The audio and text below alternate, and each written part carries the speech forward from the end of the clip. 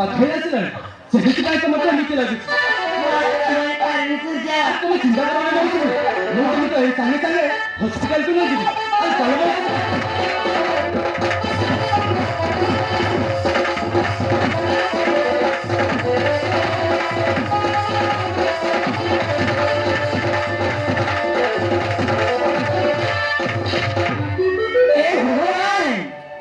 আজি ମୁଁ ବହୁତ ଖୁସି ଠାକୁରେ, ଆଜି ମୁଁ ବହୁତ ଖୁସି। କାହିଁକି ନା ମୋ ଝିଅ ମୌସୁମୀର ବାହାଘର ପାଇଁ ବହୁତ ଚିନ୍ତିତ ଥିବେ। ତାହା ବି ତମେ ଦୂର କରିଦେଇଛ ଠାକୁରେ, ତାହା ବି ତମେ ଦୂର କରିଦେଇଛ।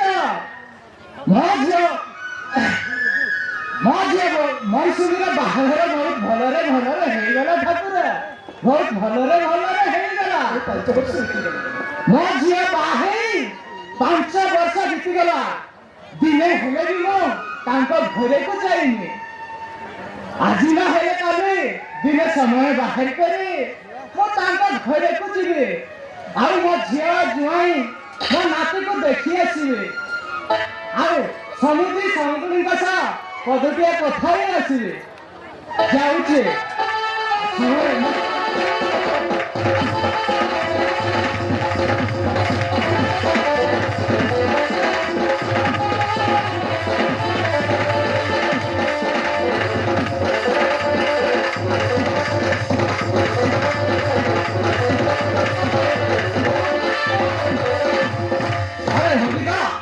আমি পশুদের বাহাঘর হই আরে 5 ବର୍ଷ ହେଇଗଲା, ଆଉ ତା ସାଙ୍ଗେ ସାଙ୍ଗେ ନାତିଟି ବି ଜନ୍ମ ହେଲା।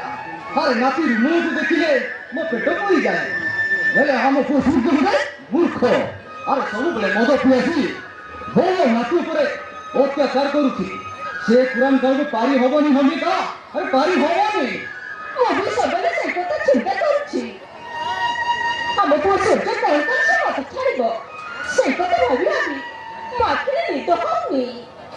କିନ୍ତୁ ଭୂମିକା ମୁଁ ତୁମକୁ କହିଦେଉଛି, ସେ କୁରାନ ଦ୍ୱାରା ଉପରେ ଟିକେ ନଜର ରଖିଥିବ। ଆରେ କେତେବେଳେ ମଦ ପିଇ ଆସି ବୋଉ ଆଉ ନାତିକୁ ମାରି ଜୀବନରେ ମାରିଦେବ। ସେଥିପାଇଁ କହୁଛି ସେ କୁରାନ ଦ୍ୱାରା ଉପରେ ଟିକେ ନଜର ରଖିଥିବ। ଠିକ ଅଛି, ମୁଁ ସୂର୍ଯ୍ୟ ଉପରେ ନଜର ରଖିବି। ଆରେ ହଁ ଚାଲ ସେପଟେ ଆମ ନାତି ନିଏ।